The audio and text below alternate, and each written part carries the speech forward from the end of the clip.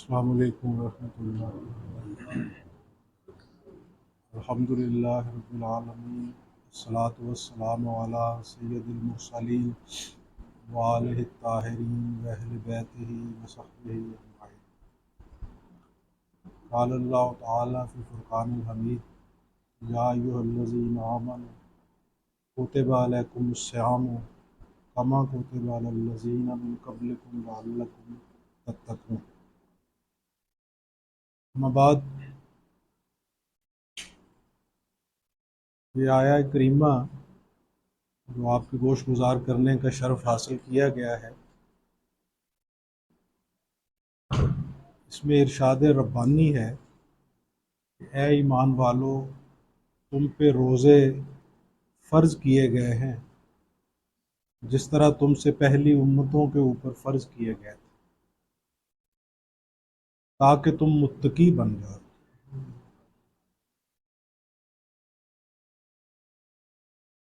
متقی صاحب تقوی کو کہتے ہیں۔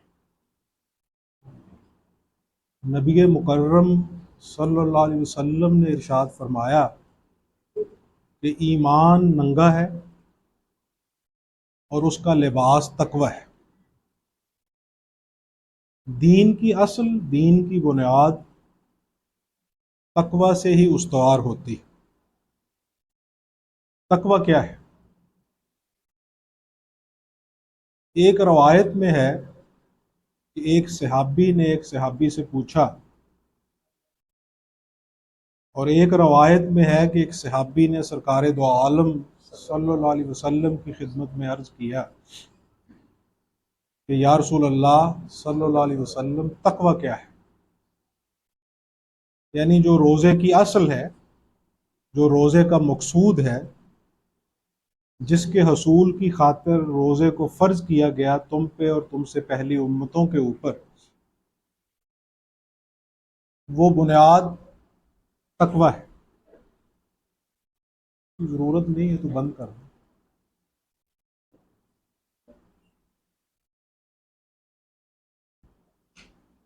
سرکار دو عالم صلی اللہ علیہ وسلم نے ارشاد فرمایا کہ تم کبھی خاردار جھاڑیوں والی بستی میں سے گزرے ہو؟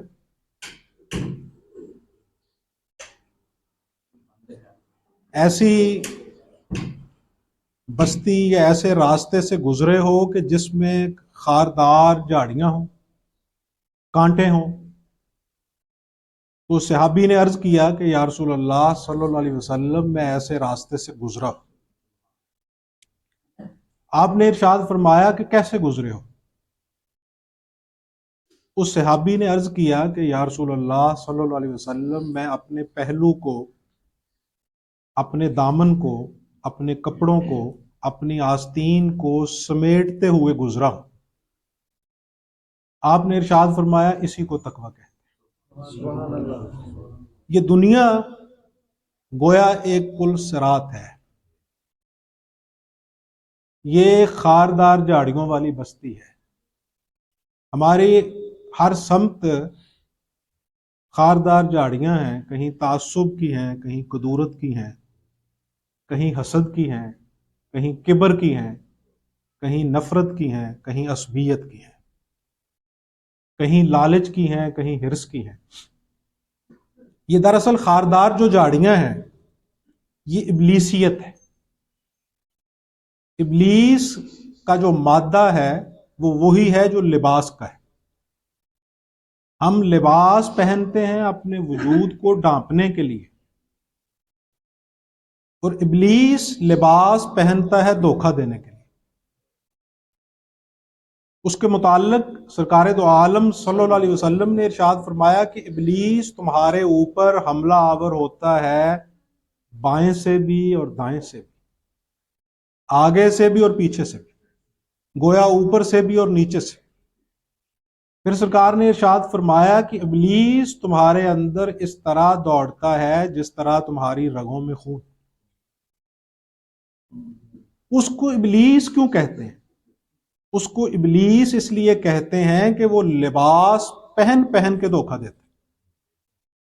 کبھی اس کا لباس تقوی بھی ہوتا ہے، مولانا جلال الدین رومی علیہ رحمہ نے اپنی مثنوی کے اندر بارہا ابلیس کے حوالہ سے جو استدلال فرمایا ہے، جو مختلف مسائل کا استنباط ارشاد فرمایا ہے، وہاں آپ نے ابلیس کا جو لباس بیان فرمایا ہے وہ متقیوں کا لباس ہے۔ لباس کے جو رنگ ہیں ان کا تعلق تقوی سے بھی ہے، اور ان کا تعلق بہت سارے معرفت کے اسلوب سے بھی ہے۔ سیاہ رنگ ضبط کا رنگ ہے۔ یہ بلیک ہول، جو بچے سائنس کے ساتھ مس ہیں وہ جانتے ہیں کہ بلیک ہول کو بلیک ہول کیوں کہا جاتا ہے۔ ایک تو سیاہ رنگ کی وجہ سے، اور دوسرا ہر چیز کو اپنے اندر معدوم کرنے کی وجہ سے۔ جس چیز کو بھی وہ اپنی سمت کھینچتا ہے اس کو اپنے اندر اس طرح ضم کرتا ہے کہ وہ چیز اسی کا حصہ بن کے اپنے وجود کو کھو جاتی ہے۔ سبز رنگ عرفان کا رنگ ہے، اسی لیے اس شخصیت کو قرآن نے خاضر کہا ہے، جس کو ہم اردو میں خضر کہتے ہیں۔ گنبد خضرا، سبز رنگ۔ یہ سبز رنگ جو ہے یہ وحدت کی اور عرفان کی اور معرفت کی علامت ہے۔ ہمارا وہ موضوع بحث نہیں ہے، ورنہ وہاں پہ سیدنا موسیٰ علیہ السلام شریعت کے نمائندہ ہیں، اور جناب خضر علیہ السلام معرفت کے علم بردار ہیں، جس کو قرآن نے علم لدنا سے تعبیر فرمایا ہے، اور صوفیاء علم لدنی کہتے ہیں اس کو۔ لدنا اس کی طرف کا، اس کا خاص علم، اس کو علم لدنا کہتے ہیں۔ اور سفید رنگ جو ہے یہ نورانیت کا عکاس ہے۔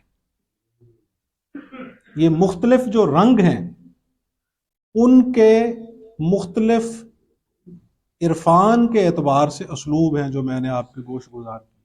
جس طرح ہمارے ہاں جو پیلا رنگ ہے وہ یاسیت کا رنگ ہے، وہ تنہائی کا رنگ ہے۔ سرخ رنگ جو ہے وہ تحریک کا رنگ ہے، وہ زندگی کی علامت ہے۔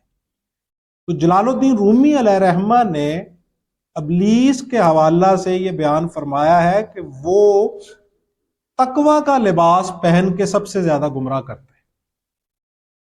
یہی وجہ ہے کہ آپ نے اپنی مثنوی کے اندر ایک حقائق بیان فرمائی ہے، جس میں آپ ارشاد فرماتے ہیں، اس کا مفہوم اور اس کی تفسیر میں آپ کے گوش گزار پہلے کر کے پھر واقعہ آپ کے سامنے رکھتا ہوں۔ آپ یہ ارشاد فرمانا چاہتے ہیں، امام غزالی علیہ رحمہ نے بھی احیاء العلوم فی الدین کے اندر پورا باب باندھا ہے اس کے، بلکہ غزالی نے بہت خوبصورت بات ارشاد فرمائی ہے۔ آپ ارشاد فرماتے ہیں کہ ابلیس جو ہے وہ ہر شخص کے ساتھ اس کی کیفیت کے مطابق لباس پہن کے حملہ کرتا ہے، اور اس کو اس کی کیفیت میں مبتلا کر کے گمراہ کرتا ہے۔ عالم کو علم کے زوم میں مبتلا کرے گا، زاہد کو زہد کے، صاحب ثروت کو دولت کے، صاحب عزت کو عزت کے، صاحب عرف کو شہرت کے۔ جس کیفیت کا کوئی شخص ہوگا اس کو اسی کیفیت میں مبتلا کر کے گمراہ کرے گا۔ اور بعض جگہ پہ وہ پتے کی بات بھی بتا جاتا ہے۔ سیدنا ابو ہریرہ رضی اللہ تعالیٰ عنہ کی روایت ہے جو صحاح کے اندر، صحاح کے مؤلفین نے تقریباً ہی درج کی ہے۔ سرکار دو عالم صلی اللہ علیہ وسلم کی خدمت میں آ کے سیدنا ابو ہریرہ رضی اللہ تعالیٰ عنہ عرض کرتے ہیں کہ یا رسول اللہ میرے ساتھ یہ معاملہ ہوا، تو آپ مسکرائے۔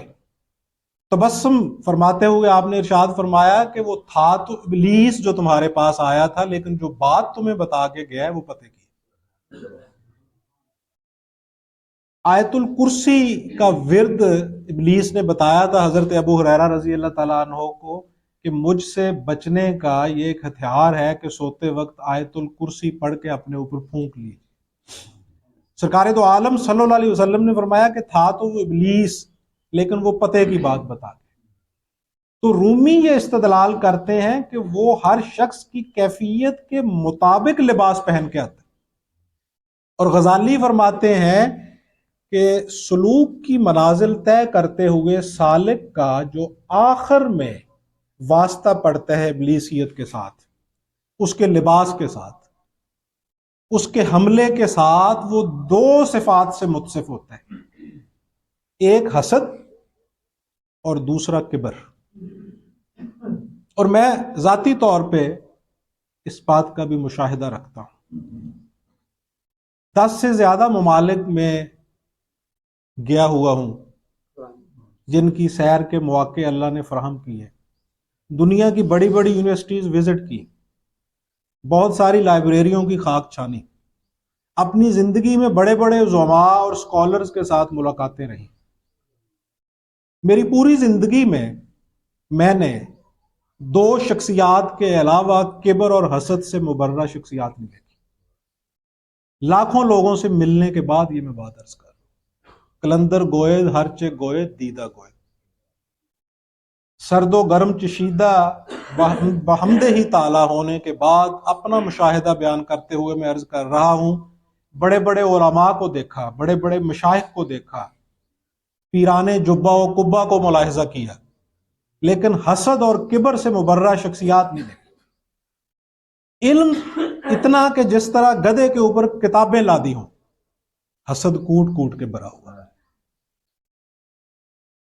بیان اتنا کہ ایک ایک موضوع کے اوپر گویا پوری پوری رات گفتگو کرنے کی صلاحیت سے مملوء، لیکن کبر سے بھرے ہوئے۔ 2 شخصیات میں نے اپنی پوری زندگی میں دیکھی کہ جن کو واقعہ ہی درویش کہا جا سکتا تھا، اہل اللہ کہا جا سکتا تھا۔ اب اس کی وجہ کیا ہے؟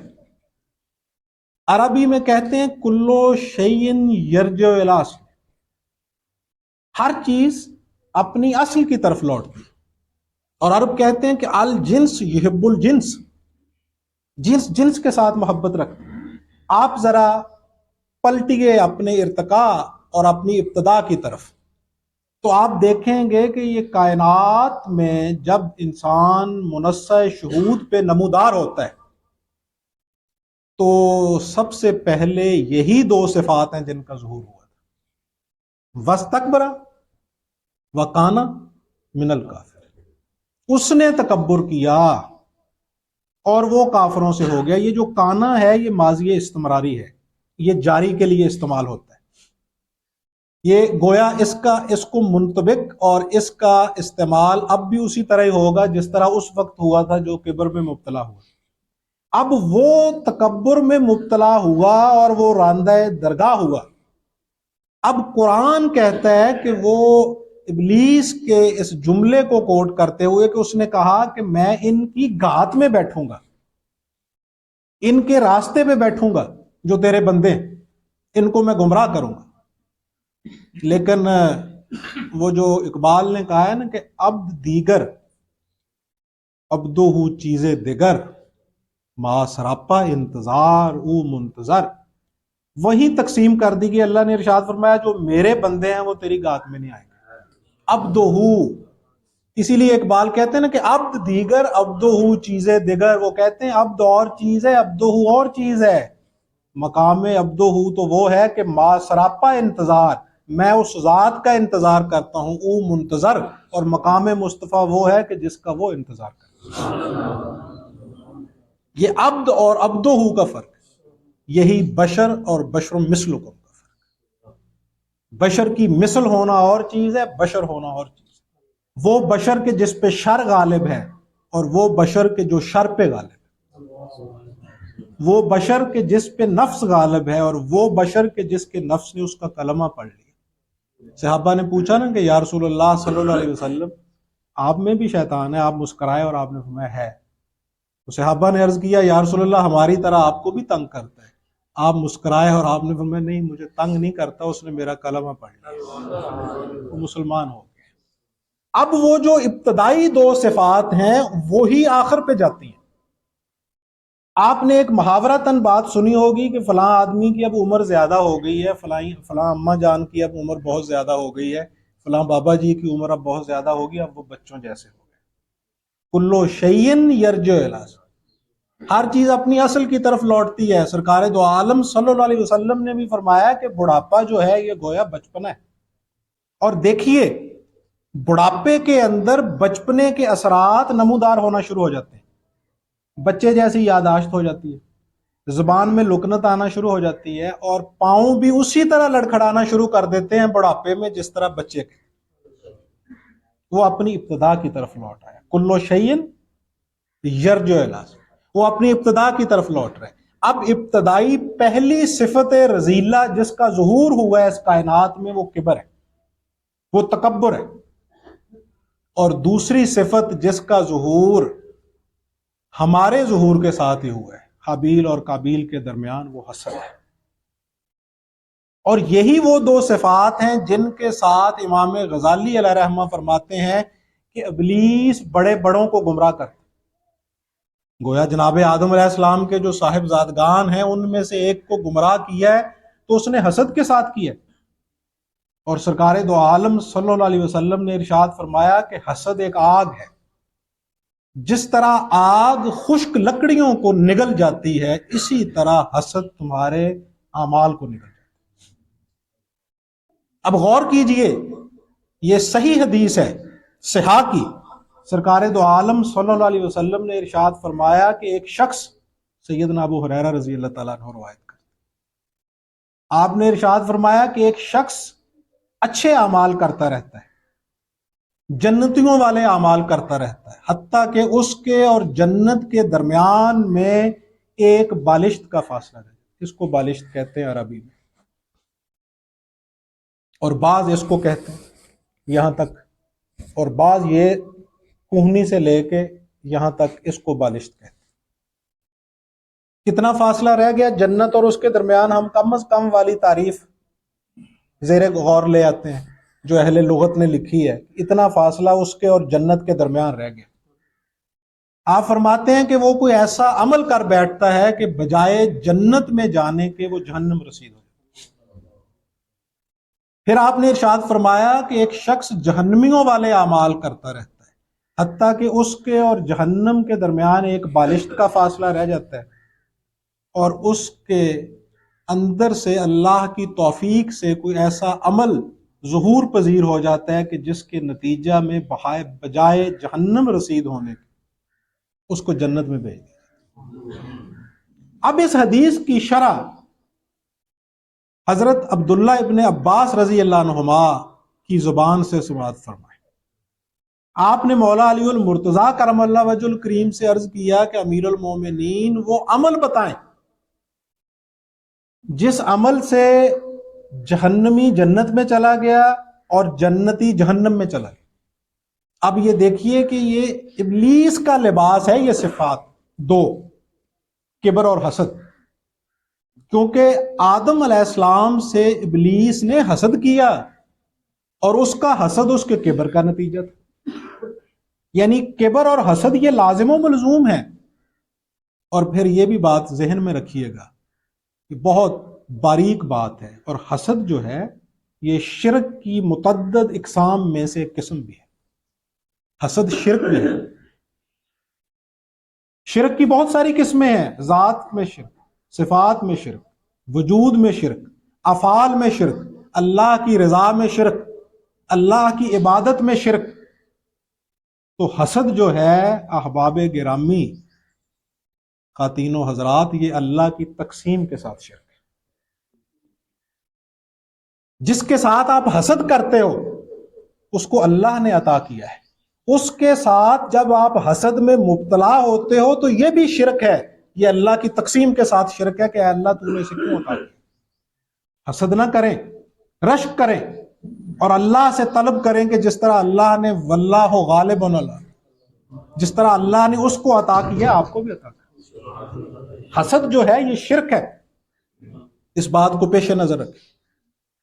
انہوں نے عرض کیا کہ امیر المومنین وہ بتائیے وہ کون سا عمل ہے جو جنتی کو جہنمی اور جہنمی کو جنتی بنا دیتا۔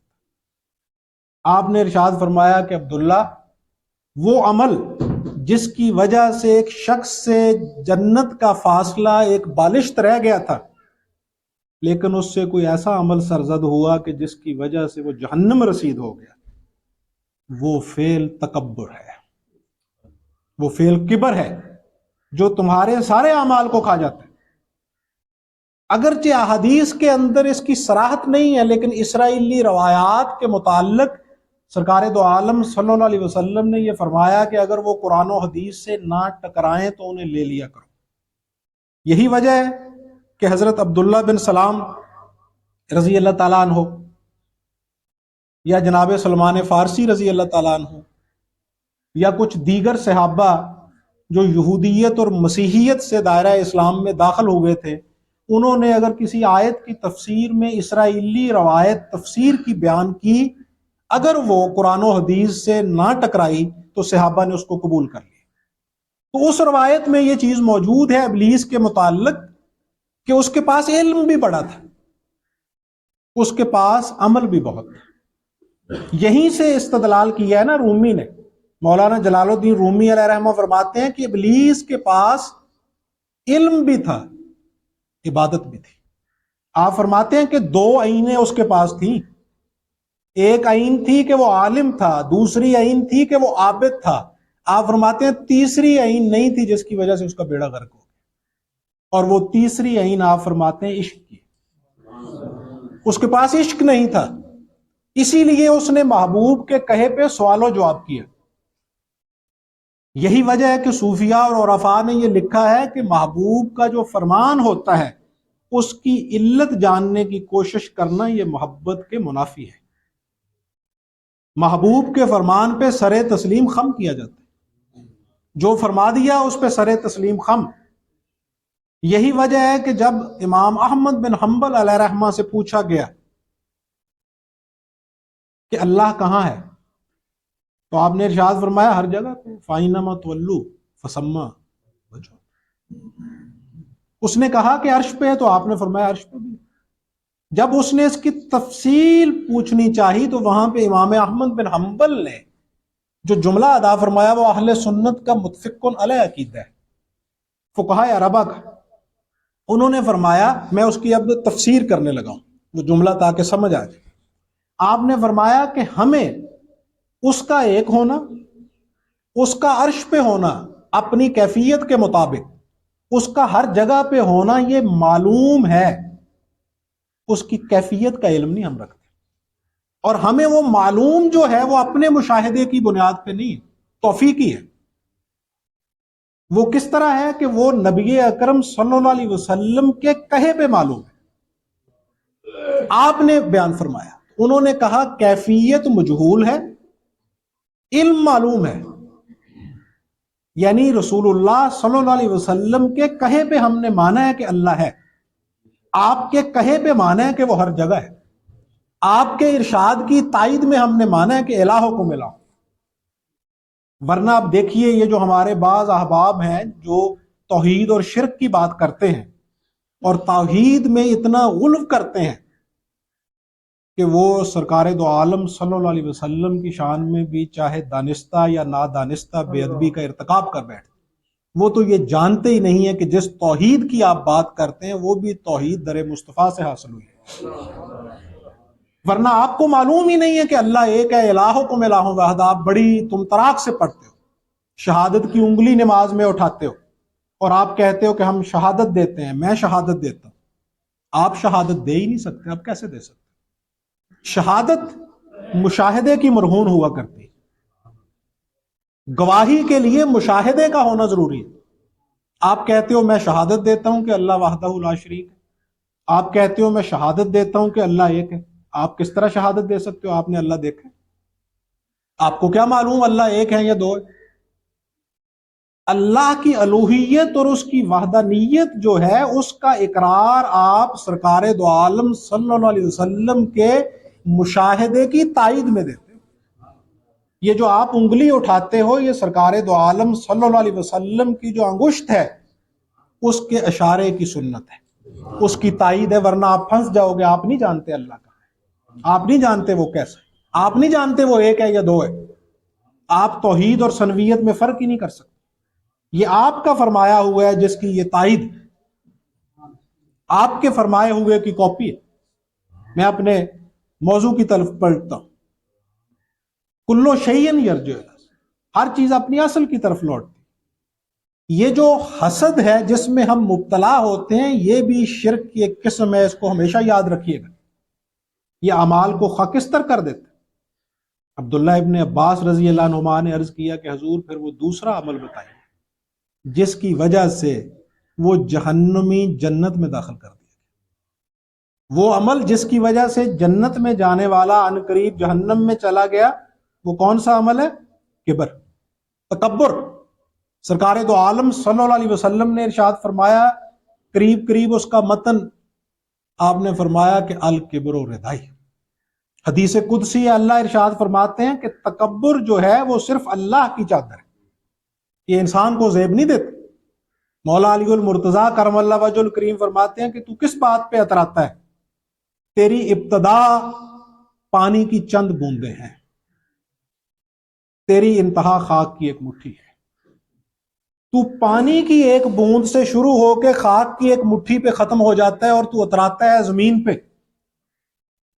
زمین پہ کس طرح چلتا ہے؟ جس طرح گویا تو زمین کا سینہ چیر دے گا۔ اپنی کیفیت کی طرف، یہ جو من عرف نفسہ فقد عرف ربہ، اس کے مختلف جہات اور پرتیں ہیں، اور ان میں سے ایک پرت یہ بھی ہے کہ تو اپنی حالت پہ، اپنی کیفیت پہ اور اپنے باطن پہ غور کر۔ تو دیکھ تو ہے کیا، تیری حیثیت اور تیری اوقات کیا ہے؟ پانی کی چند بوندیں اور خاک کی ایک مٹھی۔ تجھے کبر کی چادر جو ہے یہ زیب نہیں دیتی۔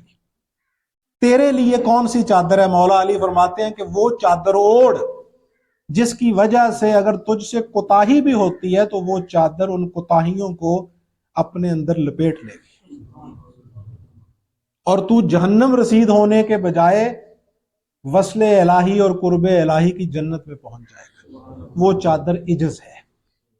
اور رومی فرماتے ہیں کہ ایک ہی چیز ہے جو اللہ کی بارگاہ میں تم پیش کر سکتے ہو، اس کے علاوہ کوئی چیز تم اللہ کو نہیں دے سکتے۔ اور رومی کا کیا خوبصورت استدلال ہے، آپ فرماتے ہیں کہ اللہ کے خزانوں میں صرف ایک چیز نہیں ہے، باقی اس کے خزانے میں ہر چیز موجود ہے۔ تم اگر عبادت کا زوم لے کے پھرتے ہو تو اس زوم سے باہر آ جاؤ۔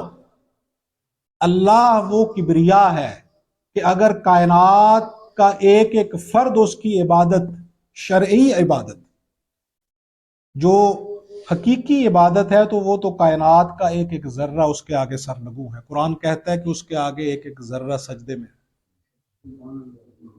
چاہے دانستہ یا نادانستہ۔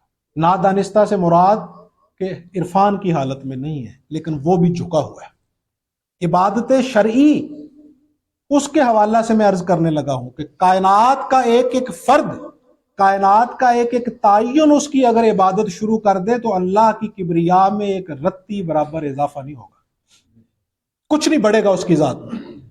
اور پوری کائنات اس کی طرف سے اپنا رخ پھیر لے، اس کا انکار کر دے اور اس کی عبادت کو ترک کر دے تو اس کی ذات میں ایک رتی برابر بھی کمی نہیں واقع۔ وہ ذات مکمل ہے، وہ ایسا قادر ہے کہ جو ہر چیز پہ قدرت رکھتا ہے، اور وہ ایسا عالم ہے کہ جو بغیر معلومات کے عالم ہے۔ اس کا علم معلومات کا پابند نہیں ہے کہ کسی نے اسے بتایا تو وہ عالم ہوا۔ ہمارا علم معلومات کا پابند ہے۔ علم کی تعریف ہی یہ کی گئی ہے کہ جو معلوم کے تابع ہو۔ عالم کی تعریف یہ کی ہے منطقیوں نے کہ جس کا علم معلومات کے تابع ہو۔ فقط وہ عالم ہے کہ جو کسی معلومات کے تابع نہیں، وہ ازل سے ابد تک عالم ہے، وہ ذاتی طور پہ عالم ہے، وہ قدیم ہوتے ہوئے عالم ہے۔ اس کے علم کو، اس کی صفات کو، اس کے وجود کو حدوث نے، حدث نے چھوا تک بھی نہیں۔ اسی لیے مولا علی المرتضیٰ کرم اللہ وجہ الکریم ارشاد فرماتے ہیں، جب پوچھا گیا کہ توحید کیا ہے تو آپ نے فرمایا اس کی ذات کو ہر حدث کی ناپاکی سے مبرہ جان۔ وہ ایسا عالم ہے، وہ ایسا پاکیزہ ہے، لیکن اس کے باوجود مولانا جلال الدین رومی علیہ رحمہ فرماتے ہیں کہ اس کے خزانے میں ایک چیز نہیں ہے۔ اور آپ نے بہت خوبصورت استدلال کیا۔ آپ فرماتے ہیں کہ تم نے کسی بادشاہ کے دربار میں حاضر ہونا ہے، اب کون سا تحفہ لے کے جاؤ گے؟ آپ فرماتے ہیں موتی لے کے جاؤ گے، وہ بھی موجود ہے، زر و جواہر بھی اس کے ہاں ڈھیر لگے ہوئے ہیں، مال و دولت بھی اس کے ہاں ڈھیر لگا ہوا ہے۔ عزت افزائی اس کی تم کرتے ہو تو وہ تمہاری عزت افزائی کا باعث تو ہو سکتا ہے، لیکن جو شہنشاہ ہے وہ تو تمہیں عزت بانٹتا ہے۔ پھر رومی استدلال کرتے ہوئے ارشاد فرماتے ہیں کہ وہ کون سی چیز ہے جو تم لے کے اس شہنشاہ کے دربار میں جاؤ کہ جس کے غلاموں کے غلام شہنشاہیاں بانٹتے ہیں، وہ کون سی چیز ہے؟ آپ فرماتے ہیں وہ ایک ہی چیز ہے جو اس الہ العالمین کے خزانے میں موجود نہیں ہے، وہ تحفہ لے کے اس کی خدمت میں پیش ہو جاؤ، اور وہ تحفہ عاجزی ہے، وہ عجز ہے۔ واللہ غالب علی، وہ ذات کسی چیز پہ عاجز نہیں ہوتی، وہ قادر مطلق ہے۔ تو آپ فرماتے ہیں کہ اس کو تم نے تحفہ پیش کرنا ہے تو وہ تحفہ پیش کرو کہ جو اس کے خزانے میں موجود نہیں، اور وہ عاجزی کا تحفہ ہے۔ اسی طرح آپ فرماتے ہیں کہ تم نے اگر محبوب کی بارگاہ میں پیش ہونا ہے، اور ایسا محبوب کہ جس سے بڑھ کے کوئی حسین نہ ہو، اور محبوب ہوتا ہی وہ ہے کہ جس سے بڑھ کے محب کی نظر میں کوئی محبوب نہ ہو، محبوب ہوتا ہی وہ ہے کہ جس کو محب ہر عیب سے مبرہ گردانے۔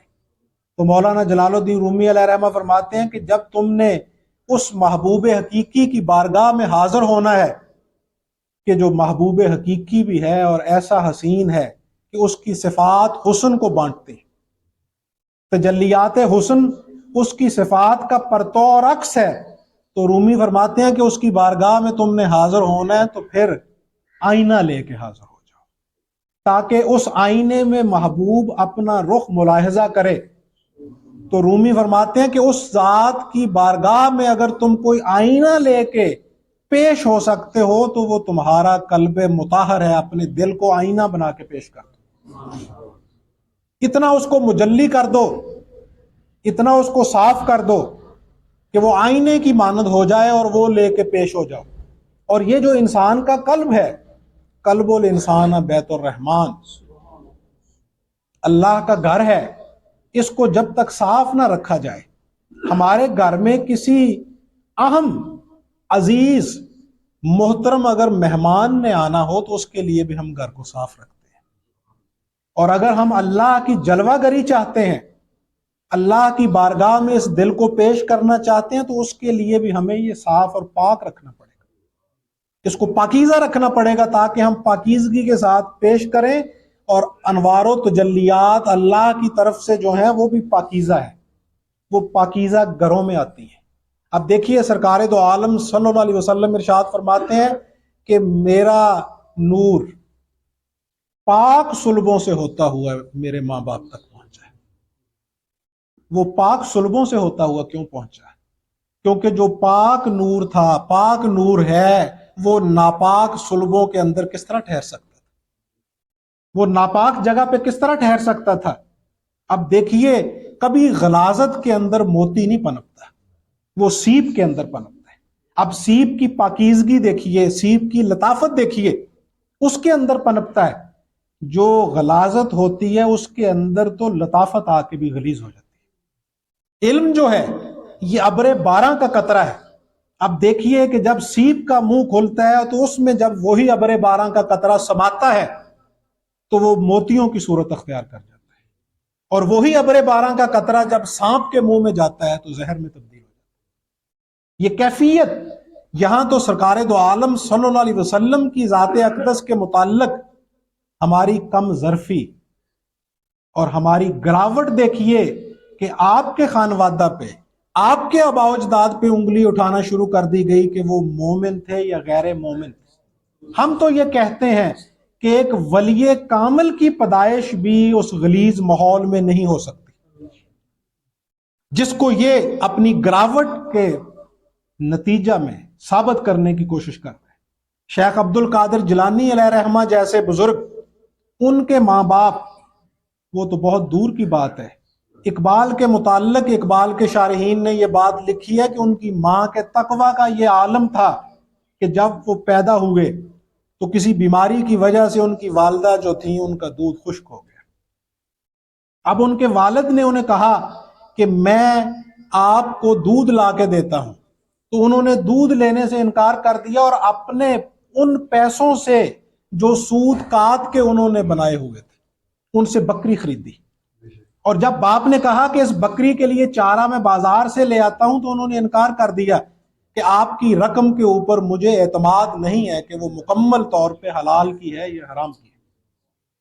اس بکری کے لیے وہ خاتون چارہ خود کاٹنے جاتی اور جنگل سے گھاس لا کے اس بکری کو کھلاتی اور اس بکری کا دودھ اقبال کو پلایا جاتا۔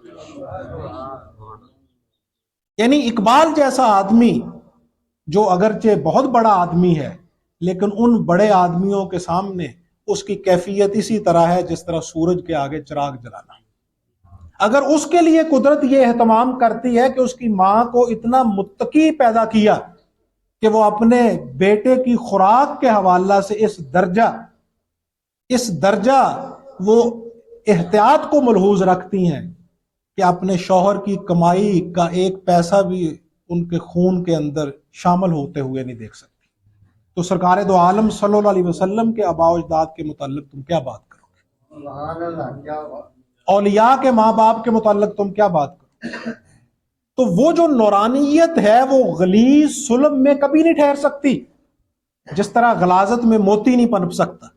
تو اپنے دل کو اس قدورت سے پاکیزہ کیجئے، یہ ہے وہ تقوی کا لباس جس کے متعلق سرکار دو عالم صلی اللہ علیہ وسلم نے فرمایا کہ ایمان ننگا ہے، اس کو لباس دو، اور اس کا لباس تقوی ہے۔ اسلام تو کرتا ہی لباس کی بات ہے، مرد کو عورت کا لباس کہا ہے، عورت کو مرد کا لباس کہا ہے، میاں کو بیوی کا لباس کہا ہے، بیوی کو میاں کا لباس کہا ہے۔ اگر شوہر بیوی کی بیک کنی اور اس کی کیفیات کو باہر بیان کرتا ہے تو گویا بے لباس کرنے کے مترادف ہے، اور اگر بیوی شوہر کے متعلق اس طرح کی گفتگو کرتی ہے تو گویا بے لباس کرنے کے مترادف ہے۔ دونوں ایک دوسرے کا لباس ہیں۔ لباس کیوں فرمایا؟ لباس تو ایوب کو بھی ڈانٹ لیتا ہے، لباس اسے کہتے ہیں جو قدورتوں اور عیبوں کو ڈھانپ لے، ان کے اوپر پردہ ڈال دے۔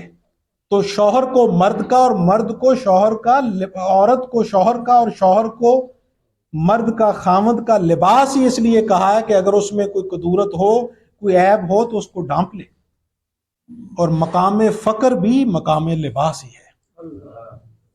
بہت لمبی حکایت ہے جو صوفیاء نے درج کی ہے کہ مختلف صحابہ سے پوچھا گیا کہ اگر تمہیں یہ خرقہ فقر، خرقہ ولایت عطا کیا جائے تو نتیجتاً کیا کرو گے؟ کسی صحابی نے کہا کہ یا رسول اللہ صلی اللہ علیہ وسلم میں شجاعت کے جوہر دکھاؤں، کسی نے کہا کہ سخاوت کروں گا، کسی نے دیانت و امانت کی بات کی۔ جب مولا علی المرتضیٰ کرم اللہ وجہ الکریم سے آپ نے فرمایا کہ علی تجھے اگر خرقہ فقر عطا کیا جائے تو کیا کرو گے؟ تو آپ نے عرض کیا کہ یا رسول اللہ صلی اللہ علیہ وسلم میں لوگوں کے عیوب پہ پردہ ڈالوں گا۔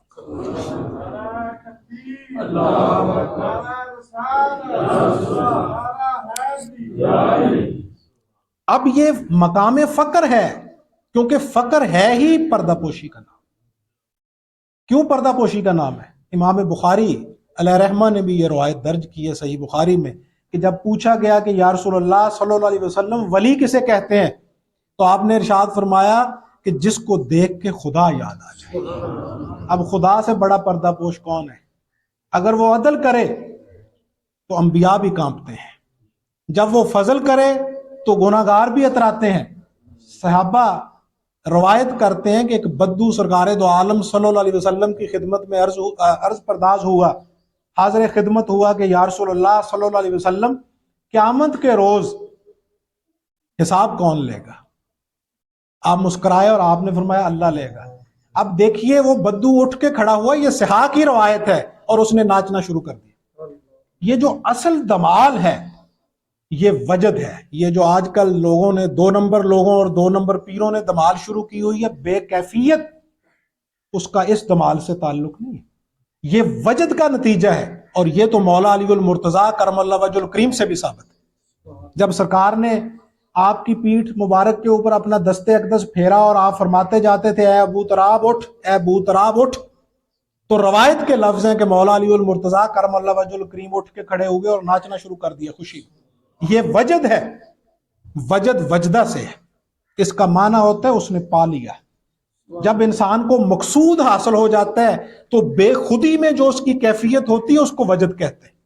یہ جو لوگ کرتے پھرتے ہیں یہ وجد نہیں ہے، یہ ڈرامہ ہے، یہ وہ دمال بھی نہیں ہے، یہ ڈرامہ ہے۔ وہ وجد کی کیفیت میں جو بدو تھا اس نے رقص کرنا شروع کر دیا۔ اب میں مفہوماً عرض کر رہا ہوں آپ کے سمجھانے کے لیے۔ صحابہ نے پوچھا یا رسول اللہ صلی اللہ علیہ وسلم یہ وجد میں کیوں آیا؟ آپ مسکرائے اور آپ نے فرمایا اسی سے پوچھ لو۔ صحابہ نے اس کی طرف ملتفت ہو کے جب پوچھا کہ تو وجد میں کیوں آیا تو اس نے کہا میں خوش ہو گیا، اللہ کریم ہے، جب اس نے حساب لینا ہے تو وہ ضرور بخش دے گا، وہ اپنی چادر میں ہمیں سمیٹ لے گا۔ یہی وجہ ہے کہ شیخ المشائخ سید عبد القادر جیلانی علیہ رحمہ آپ اپنا واقعہ بیان فرماتے ہیں۔ آپ فرماتے ہیں کہ میں نے سال ہر سال تک، 17 سال ہے کسی روایت میں، 37 سال ہے، آپ فرماتے ہیں کہ میں نے اللہ کے غفور ہونے کی، اللہ کے رحیم ہونے کی، اللہ کے کریم ہونے کی صفات کے اوپر گفتگو کی۔ ہر جمعے پہ اللہ کی رحمت، ہر جمعے پہ اللہ کا غفور اور رحیم ہونا، اللہ کا کریم ہونا، اس کے کرم پہ آپ فرماتے ہیں بات۔ آپ ارشاد فرماتے ہیں کہ اچانک سے مجھے ایک بات سجائی دی، میری کیفیت تبدیل ہو گئی، اور میں نے سوچا، غور کیا کہ اس سے بیرا روی نہ پیدا ہو جائے، لوگ غور و فکر کرنا چھوڑ دیں گے، لوگ عبادت ترک کر دیں گے، زہد کی طرف ہو سکتا ہے ان کی توجہ نہ رہے۔ تو آپ فرماتے ہیں اگلے جمعے پہ میں نے اللہ کے ستار ہونے پہ، اللہ کے قہار ہونے پہ گفتگو کی۔ آپ فرماتے ہیں اسی رات مجھے الہام ہوا اللہ کی طرف سے، اور یہ الہام جو ہوتا ہے شریعت کے مطابق ہو تو وہ قابل قبول ہے، ورنہ شیخ المشائخ شیخ الاکبر محی الدین ابن عربی علیہ رحمہ فتوحات مکیہ میں ارشاد فرماتے ہیں کہ ہمیں جو بھی چیز مشاہدے میں آئے، جو بھی مکاشفہ ہو، القاء ہو، الہام ہو، وہ ہم سنت محمدیہ صلی اللہ علیہ وسلم کے سامنے پیش کرتے ہیں۔ اگر وہاں سے سند فراغت حاصل ہو جائے، قبولیت کی سند حاصل ہو جائے، اس کے مطابق ہو تو قبول کرتے ہیں، ورنہ دیوار پہ مار دیتے ہیں، قبول نہیں کرتے۔ یہ صوفیہ کے کشف کے متعلق بھی اصول ہے۔ تو آپ فرماتے ہیں کہ مجھے الہام ہوا، کشف ہوا، اللہ نے ارشاد فرمایا عبد القادر تو نے میرے کرم کی بات کرنا کیوں چھوڑ دی، میرے رحم کی بات کیوں چھوڑ دی، میری بخشش کا تذکرہ کیوں چھوڑ دیا؟ تو حضرت نے عرض کیا کہ بار الہ مجھے یہ خیال آیا، تو اللہ نے ارشاد فرمایا عبد القادر میری رحمت جو تھی وہ کم پڑ گئی تھی، جو 37 سال کے بعد تم نے اس کا ذکر کرنا چھوڑ دیا، اس میں کوئی کمی واقع ہو گئی تھی۔ بخشش دیکھیے، اللہ کی رحمت بالآخر آپ کو لپیٹ میں لیتی ہے۔ یہ روایت وہ ہے جو آپ نے صوفیاء کے ہاں تو سنی ہی ہوگی، علماء ظواہر کے ہاں بھی حد تواتر تک پہنچی ہوئی ہے، رمضان المبارک کے عشروں کے متعلق، کہ پہلا عشرہ جو ہے وہ مغفرت کا ہے، دوسرا عشرہ جو ہے وہ بخشش کا ہے، اور تیسرا عشرہ کس کا ہے؟ وہ رحمت کا ہے۔ وہاں بھی بالآخر جو چیز اپنی لپیٹ میں لیتی ہے وہ بھی عدل الہی نہیں ہے، وہ بھی رحمت الہی ہے، کہ تم نے بخشش کے لیے کوشش کی، تم نے مغفرت کے لیے کوشش کی، یعنی ایک عشرہ تم نے بخشش کے لیے کوشش کی، ایک عشرہ تم نے مغفرت کے لیے کوشش کی، تم نے نجات کے لیے کوشش کی، تمہاری ذمہ داری ہے کوشش کرنا، تم نے کوشش کی۔ میں آپ کو ایک آرمڈ فورسز کا اصول بتاؤں جو پوری دنیا کے اندر نافذ العمل ہے۔ وہ کہتے ہیں تمہارا سینئر تمہیں کہے آسمان کو ہاتھ لگاؤ تو یہ نہ دیکھو کہ آسمان کو میں ہاتھ نہیں لگا سکتا، آسمان کی طرف چھلانگے مارنا شروع کر دو۔ اس کا معنی یہ ہے کہ تمہیں حکم دیا گیا تم نماز ادا کرو، تمہیں حکم دیا گیا روزہ رکھو، تمہیں حکم دیا گیا حج کرو، تمہیں حکم دیا گیا زکوٰۃ ادا کرو، اب تم اس حکم کے اوپر چلنے کی کوشش کرو، جیسا بھی چلا جاتا ہے، اچھا چلا جائے پھر بھی، برا چلا جائے پھر بھی، چنگی ہوئے یا ماڑی ہوئے، حاضری لگتی رہنی چاہیے، تم اپنی کوشش کرو۔ اسی لیے فرمایا کہ جو آخری عشرہ ہے وہ رحمت کا ہے، جب تم کوشش کرو گے تو وہ جیسا بھی ہوگا وہ ذات تمہیں اپنی رحمت کی آغوش میں لے لے گی، وہ بخشش کی آغوش میں لے لے گی۔ وہ واقعہ مکمل کر کے اس گفتگو کو سمیٹتے ہیں۔ مولانا جلال الدین رومی علیہ رحمہ فرماتے ہیں کہ وہ صحابی سوئے ہوئے تھے، تہجد کا وقت تھا، دروازے پہ دستک ہوئی، انہوں نے جا کے اٹھ کے دروازہ کھولا۔ اب سامنے بات ہوئی تھی شروع لباس سے، بات شروع ہوئی تھی تقوی سے، اس گفتگو کی ابتدا کی طرف لوٹ کے اس موضوع کو اس کے ساتھ جوڑ کے دیکھ کہ ابلیس کو ابلیس کہتے ہیں، وہ لباس بدل بدل کے حملہ کرتا، اور تقوی ایک لباس ہے۔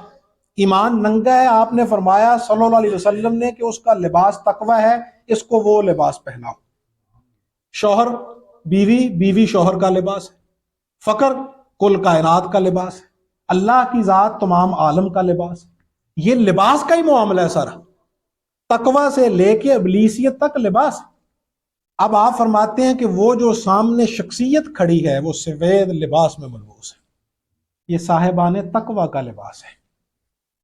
بعض روایات میں ملائکہ کے لباس کے متعلق بھی ذکر فرمایا گیا، تو فرمایا کہ ملائکہ کو میں نے سفید لباس میں دیکھا، ملائکہ کو میں نے سفید لباس میں دیکھا۔ بعض روایات میں جنتیوں کے لباس کا بھی تذکرہ کیا گیا، تو ارشاد فرمایا کہ ان کا بھی سفید لباس تھا۔ اور جنت کے موتیوں کا ذکر بعض روایات میں آیا، تو ان کا تذکرہ کرتے ہوئے بھی ارشاد فرمایا سفید موتی جن کی چمک آنکھوں کو خیرہ کرتی۔ اب وہ سفید لباس میں ملبوس ہے وہ شخصیت، سفید پگڑی، سفید داڑھی، اب یہ تقوی کا لباس ہے۔ اور ابلیس اس لباس کے ساتھ صاحبان تقوی کو گمراہ کرتا ہے، بڑوں بڑوں۔ شیخ عبد القادر جیلانی رضی اللہ تعالیٰ عنہ ارشاد فرماتے ہیں کہ زہد کی حالت میں جس زمانہ میں میں دریائے دجلہ کے کنارے چلا کرتا تھا، تو آپ فرماتے ہیں کہ میرے اوپر بدلی نمودار ہوئی، اور اس بدلی سے آواز آئی کہ عبد القادر میں تیرا رب مخاطب ہوں، جا تجھ پہ آج میں نے ہر حرام کو حلال کر دیا۔ آپ فرماتے ہیں میں نے لاہور، میں نے کہا کہ مجھ سے دور ہو جا، تو میرا دشمن ہے، تو راندہ درگاہ ہے۔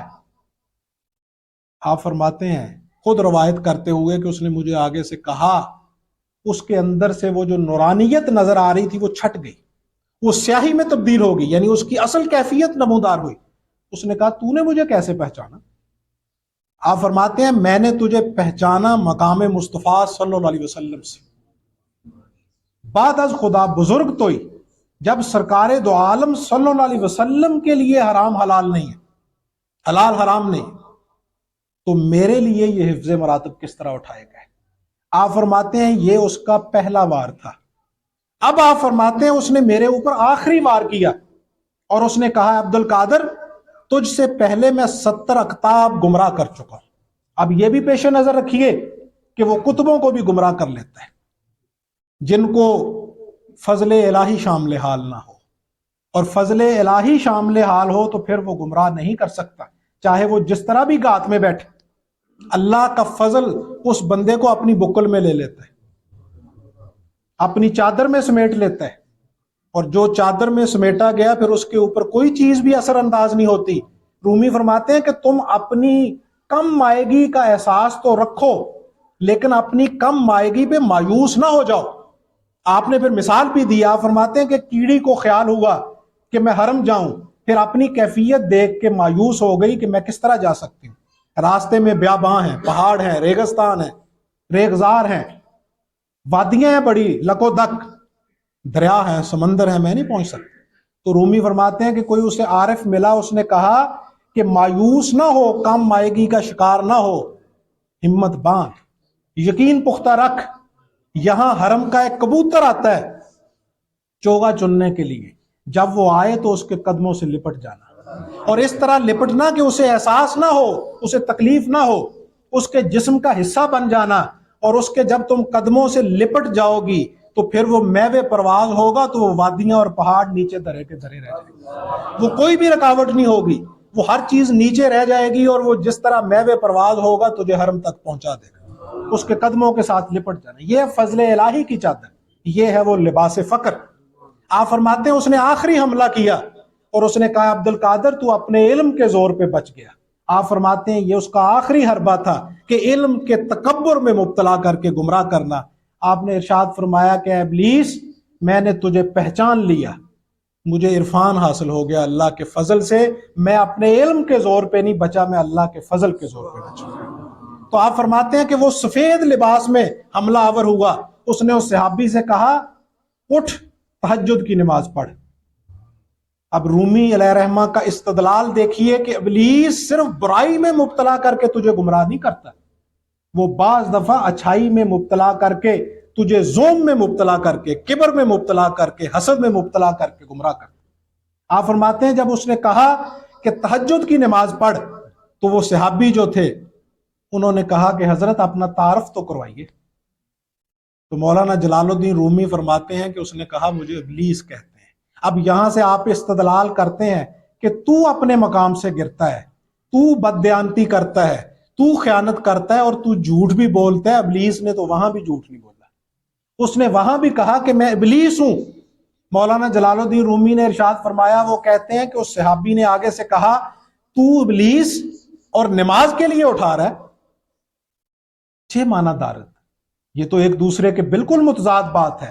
تو اس نے آگے سے کہا اب یہ رومی ابلیس کی زبان سے اپنا مقدمہ بیان کر رہے ہیں، اپنی بات کہلوا رہے ہیں، اور یہی ادب ہوتا ہے۔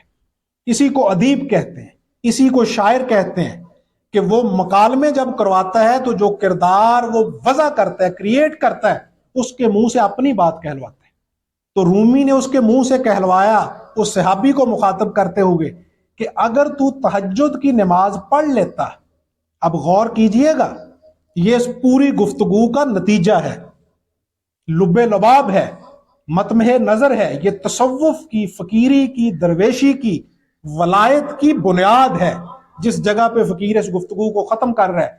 ابلیس نے کہا کہ تیری نماز نے مجھے اتنی تکلیف نہیں دینی تھی، اگر تیری نماز چھوٹ جاتی اور اس چھوٹنے کے نتیجہ میں تیرے اندر عجز کی کیفیت پیدا ہوتی، اور اس عاجزی کے نتیجہ میں تیری آنکھوں سے دو آنسو اگر ٹپک جاتے تو وہ میرے لیے زہر قاتل ہے، وہ زہر ہلاہل ہے، کیونکہ وہ بندہ مومن، سرکار دو عالم صلی اللہ علیہ وسلم نے فرمایا مومن وہ نہیں ہے جس سے غلطی نہیں ہوتی، مومن وہ ہے جو غلطی پہ کاربند نہیں رہتا اور غلطی سے تنبیہ پکڑتا ہے۔ اور آپ فرماتے ہیں کہ مومن جب غلطی کرتا ہے، ایک عذر کافی ہے جنید ایک عذر کافی ہے وقوعات خطائی کو، کہاں تک پارسا رہتے کہ آخر ابن آدم۔ وہ جو آپ فرماتے ہیں کہ مومن کی آنکھوں سے ایک آنسو ٹپکتا ہے، آپ فرماتے ہیں کہ عابد کی 1000 درجہ عبادت سے اللہ کو زیادہ مرغوب اور محبوب ہے۔ تو اس نے کہا کہ وہ اگر تمہاری آنکھوں سے گر جاتا تو وہ میرے لیے تباہ کن تھا۔